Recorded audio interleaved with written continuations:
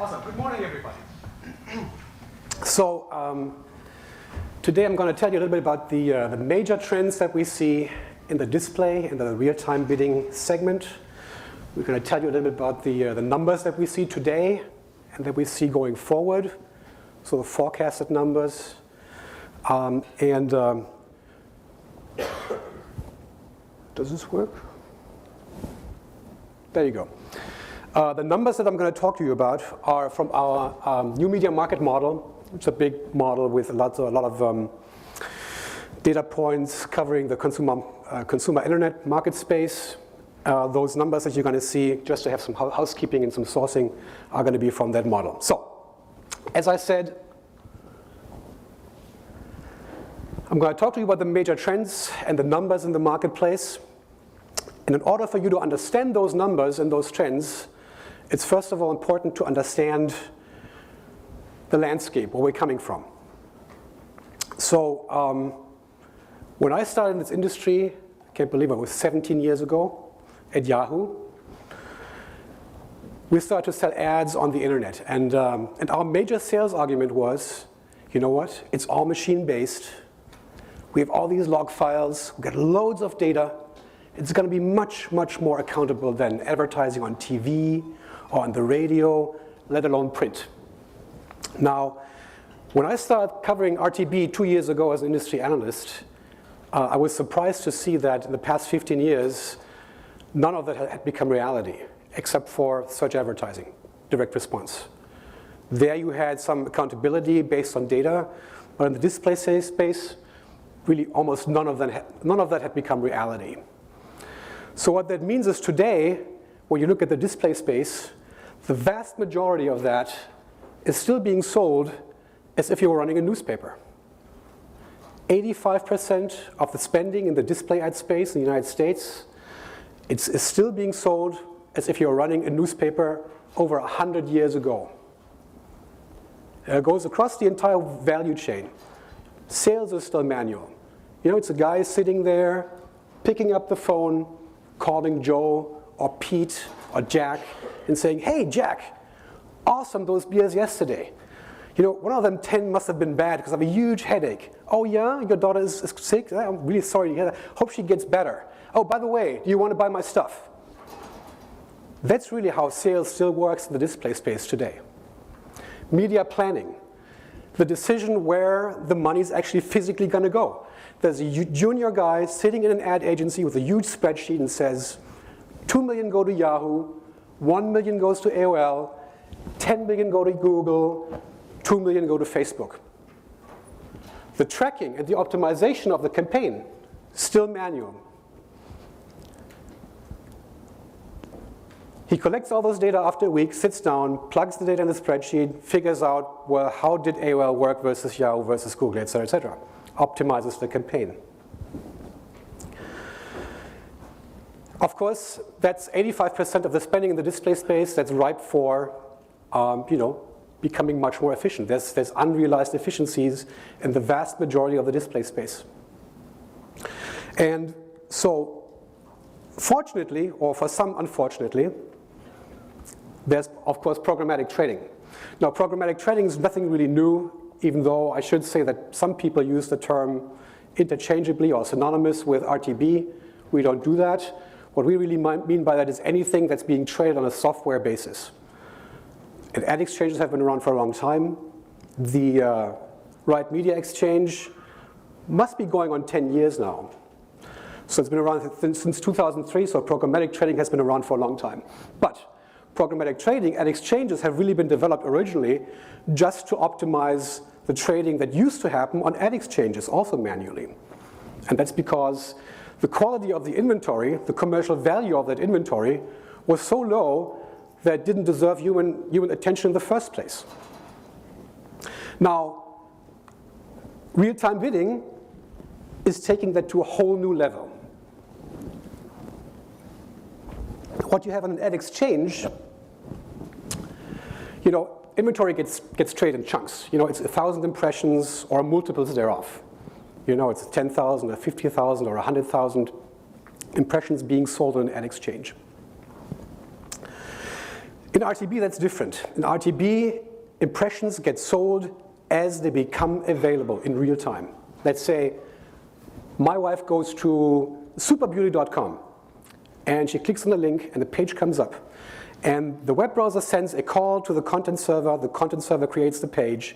The content server says to the ad server, hey, ad server, I got a couple of impressions here, I need ads for those. And the ad exchange, the ad server says to the ad exchange, put that out for bidding. And the ad exchange, if it's RTB based, will put out this one impression for bidding. And it'll say, it's on superbeauty.com, so it's about cosmetics perhaps, and it's a female, and she's 36 years of age, and she's got a couple of kids. She's a graduate degree, X $1,000 in annual household income, so she's working in the environmental space, so maybe she's interested in high-end cosmetics, organic, high-end cosmetics. Who wants to bid on that one impression? And income bids from, maybe like 50 bidders actually. So 50 bidders will bid for this one single impression. The highest bidder will get it. The ads get served back to the content server. The content server inserts the ad into the page and serves it to my wife. Gone in 30 milliseconds. It's going to happen in 30 milliseconds, ideally. So for the user, it's completely transparent. Nothing has changed from the old ways where it might have been a static ad, actually. Sometimes it's a little bit slower. In practice, maybe it's 50 milliseconds, or it can be up to 100 milliseconds, mostly because you have to wait for the bidders, and they're not always very fast. If it's more than 100 milliseconds, that's really the cutoff, because if it's a tenth of a second, that becomes noticeable to the user. So ideally, you don't want to have that. But that's how this works. Now, when you talk to the ad exchanges, they love it. We've talked to ad agencies. When you talk to ad agencies, they love it. They love RTB. They can't get enough of it. As a matter of fact, for our research, we frequently talk to them once a year, a round of interviews with ad agencies here in the States, in Europe, in Japan, and they tell us, we love it. You know what? We have to pay more for the inventory than before. And the more is anywhere between 50% or 100% sometimes even. And we don't really care. We don't really care because the lift in ad effectiveness is much higher than what we have to pay more. So we don't really care how expensive it is because it works a whole lot better than that. As a matter of fact, some of them will tell me, depending on the industry, there's not enough inventory to go around. If you're talking automotive or financial or telcos, sometimes there's not enough inventory to go around. They can't get enough of this stuff.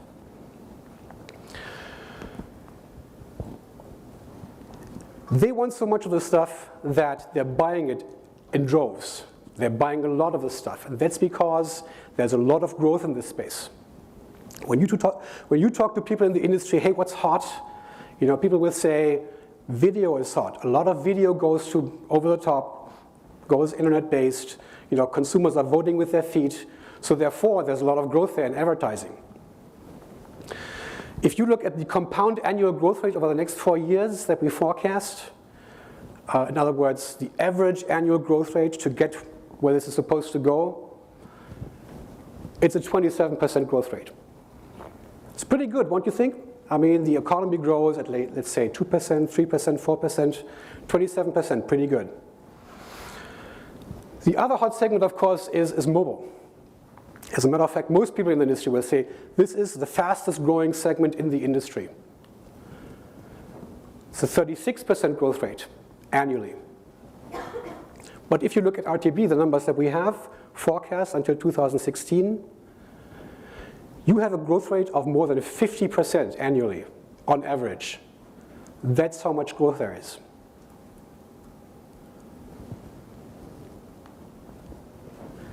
This chart shows you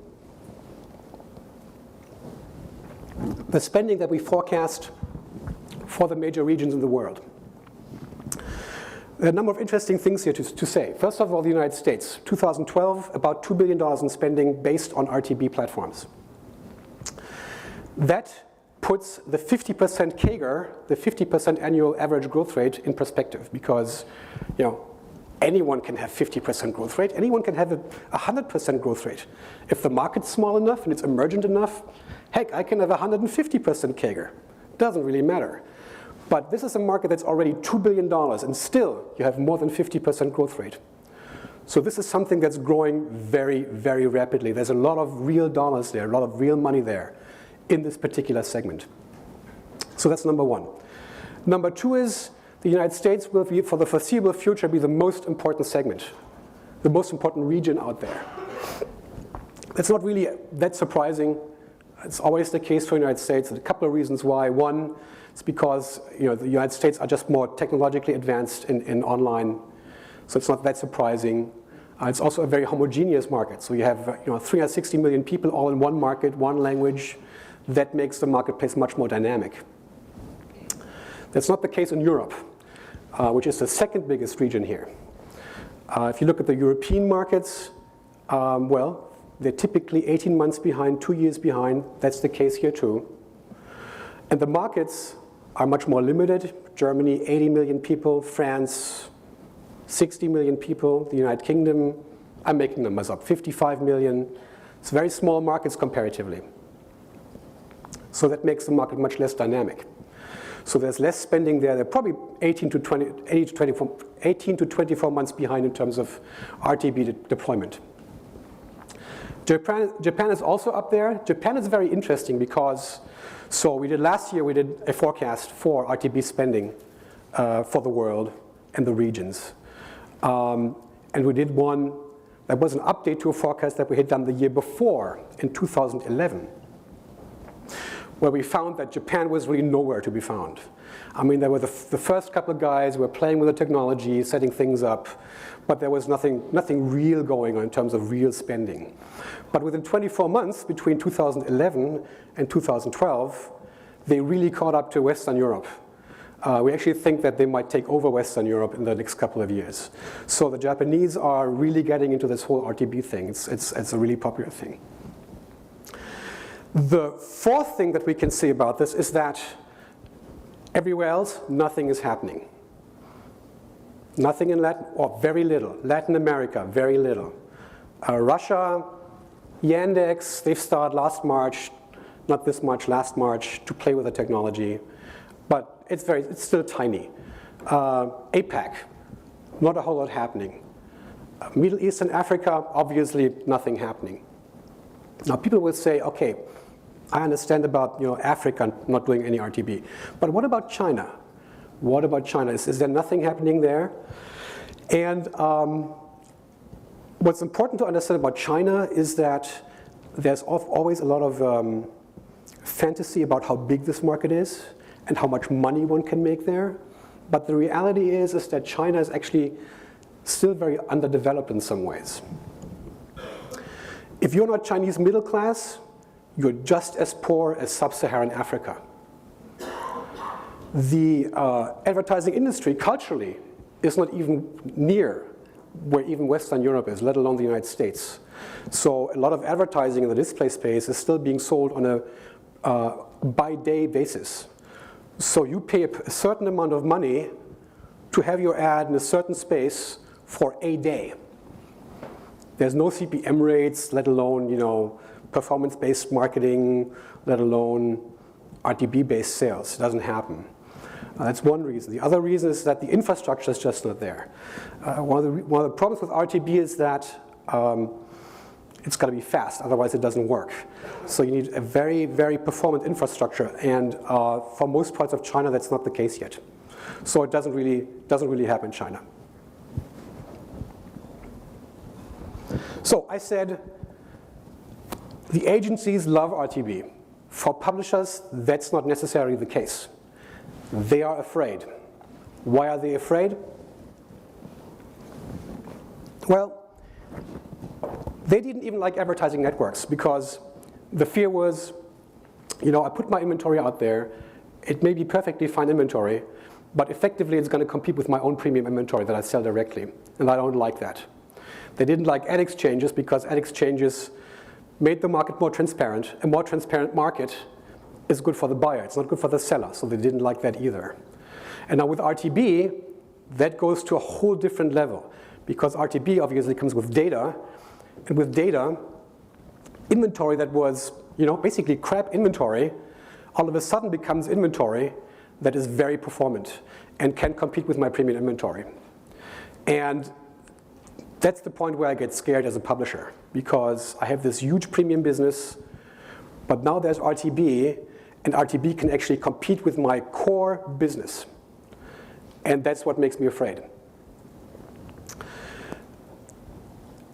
They are afraid, well, in general, the most general terms what this is that they're afraid that they're going to be the next industry that's going to be digitalized. They're afraid that is what happened to the music industry or the newspapers. What's going to happen soon to the video industry is going to happen to them. And I think they're afraid for a good reason. Because I think eventually that's going to happen, whether they like it or not. Now, they are afraid, even though in some cases, what we see when we talk to publishers who actually experiment with RTB, what they tell us is that, well, in some cases we get higher eCPM rates than if we sold the stuff on the telephone. And so therefore, why not go to RTB if we get more money for the same inventory and a higher inventory yield? It's a good thing, it's not a bad thing. But I think there is a lot of fear that might not be true across the board. So that's one reason. Efficiency is an issue. But also, of course, there's politics. If you look at a company like Yahoo, for instance, Google makes 3 times the revenue, more than 3 times the revenue per employee that Yahoo makes. And one of the reasons for that is of course, that Yahoo has a huge sales staff, which is expensive. So much lower per employee revenue yield. And there's a lot of SVPs and EVPs who have a vested interest in things not changing. There's also, of course, the simple business argument that, we have a business model here that works. That's what pays the bill. That's what pays the shareholders. And we don't really see a way how we can get away from that, to embrace new technology without destroying the old one. So it's a little bit of the conundrum to, change a wheel on a car that moves at 200 miles an hour. The RTB vendors have, of course, tried to address that fear with private marketplaces. Private marketplaces are primarily designed to allow publishers to stick a toe in the water and get some experience. And for that, I think it is good. But in commercial terms, they're completely insignificant. We think that the sales that are based on private marketplaces in the United States within the display space is probably south of 0.5%. So it's very, very small.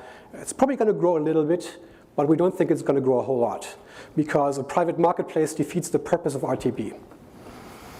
RTB, as any ad exchange technology, works only if there's a lot of volume.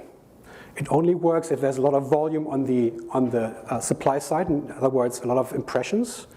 And there needs to be a lot of supply on the demand side where there's a lot of competing bidders, because otherwise the system doesn't work anymore.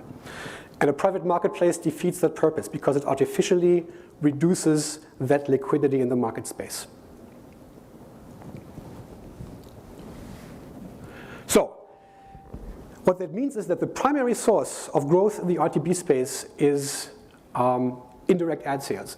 It's the sales that used to be advertising network based. So this is total display advertising spending in the United States, everything. So that's banners, it's video, it's rich media ads. This is the share that's being sold indirectly. It's been very stably, about 1/3 of spending has been indirect sales. We just ran the numbers again for last year, 33% or so, 34%. Did the same exercise 4 or 5 years ago, 33% spending. This is the share that's based on advertising exchange technology. So as you can see, advertising exchanges very rapidly saturate what used to be the ad network space. So now everything is machine-based in that space. And this is RTB spending.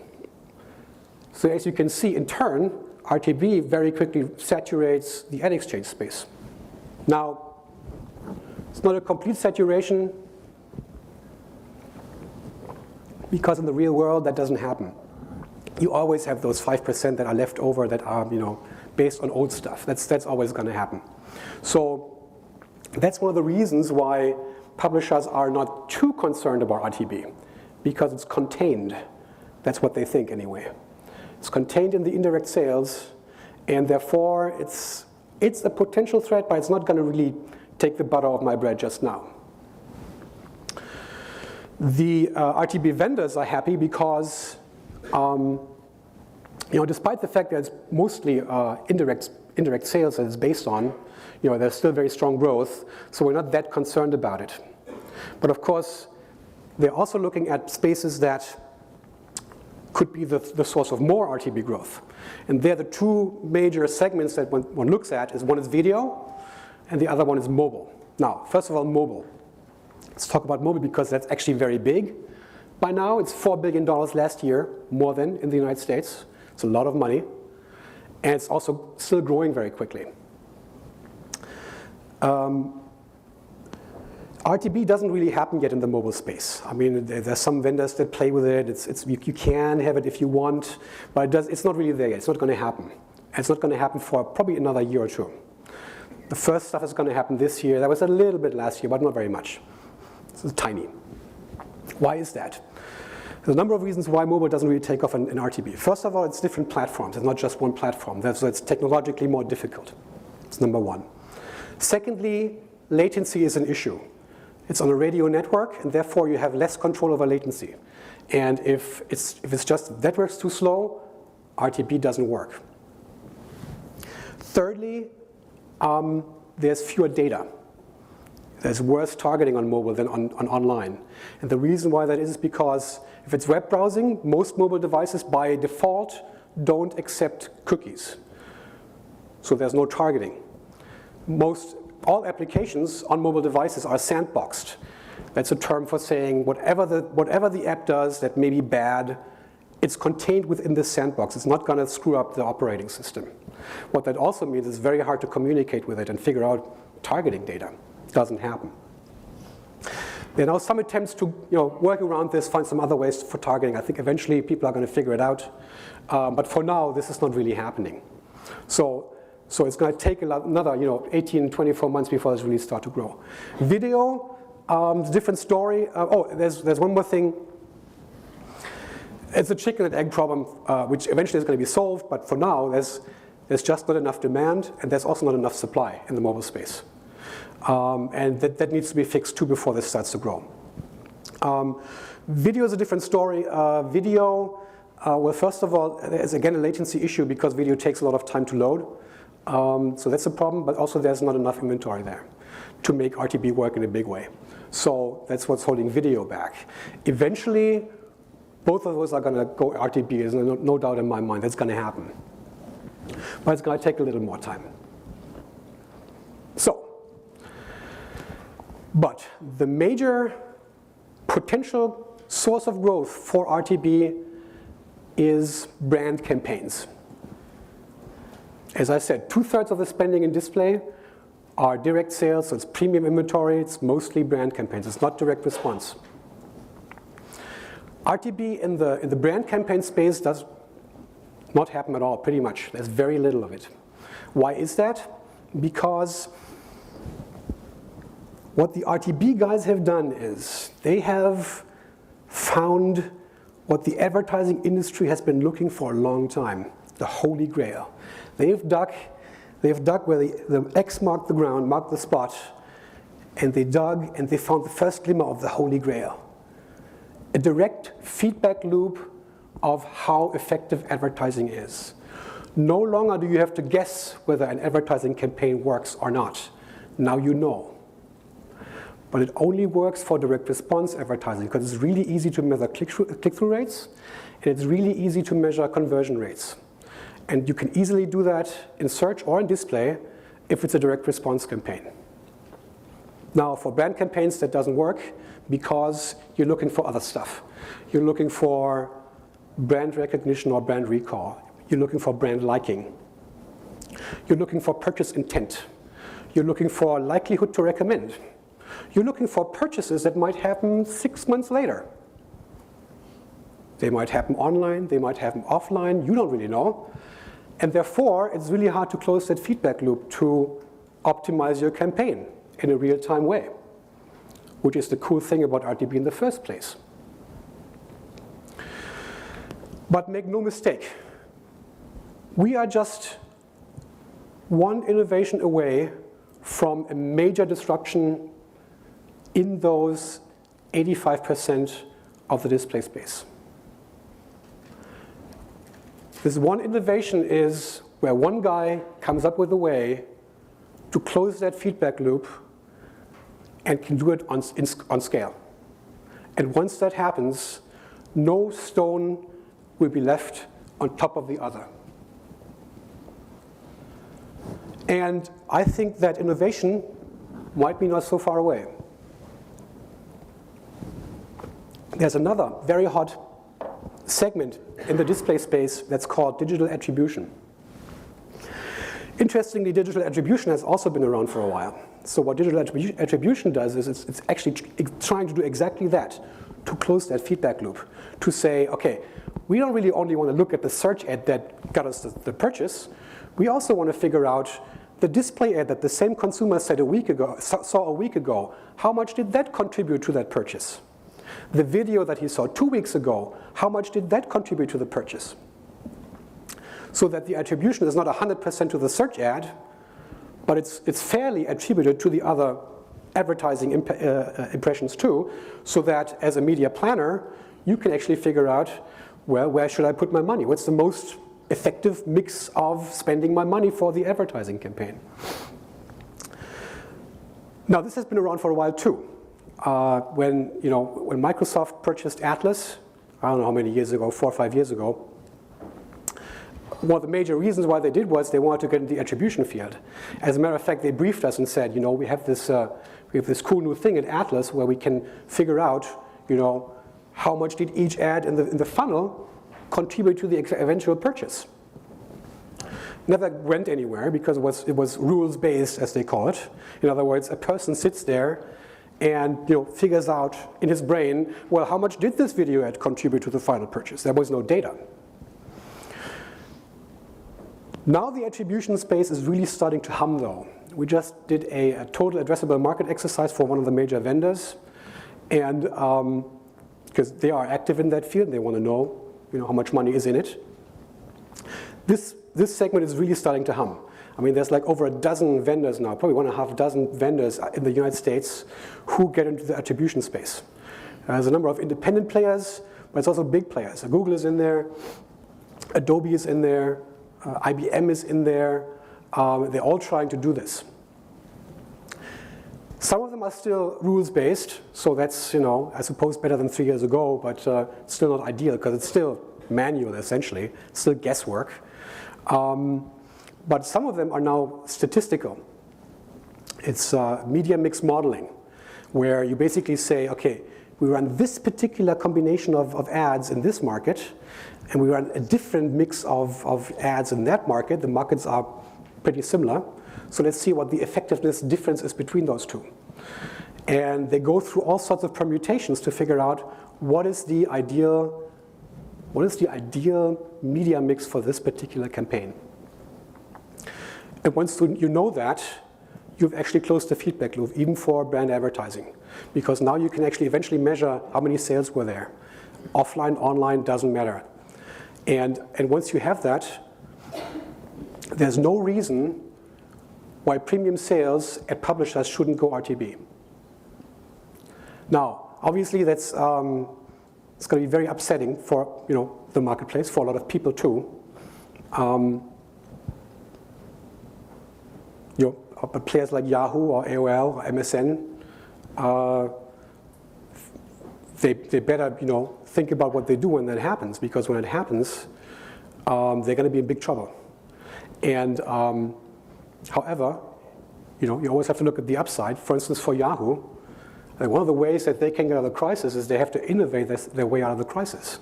So they should find a way to embrace that change and not try to stem the tide. And I think that's it for today. Thank you.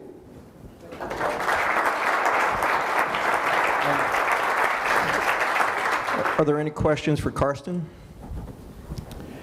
Well, thank you. I just want to say I did pick up on one little, I didn't mean to get into a dueling forecast between you and Brian, but you both forecasting really good growth. One point of difference I heard between the two of you, I think, was this notion of publishers embracing this medium.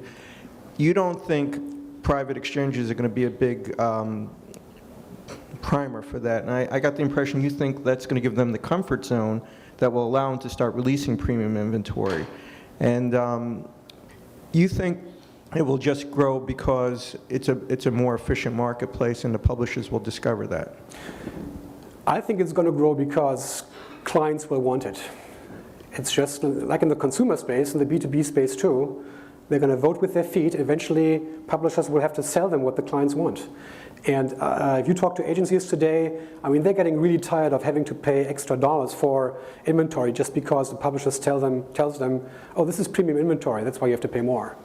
They're really getting tired of it. And so I think that eventually the publishers will have to give them that. So that change is going to come, I'm convinced of that.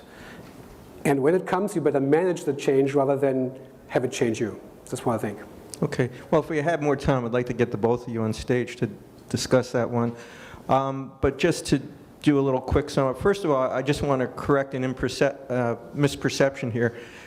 Yes, Brian got up and shaved his forecast down from 40% to 39% growth, but that's still really friggin' fast growth. And I think Karsten backed that up here. This is a very healthy, dynamic sector. So I didn't mean to send any alarms out there like there's a slowdown going on. It's just a slight course correction. We're going to take a coffee break. There are a couple of seats here when you re-enter the room. We're on a tight schedule here. We have a lot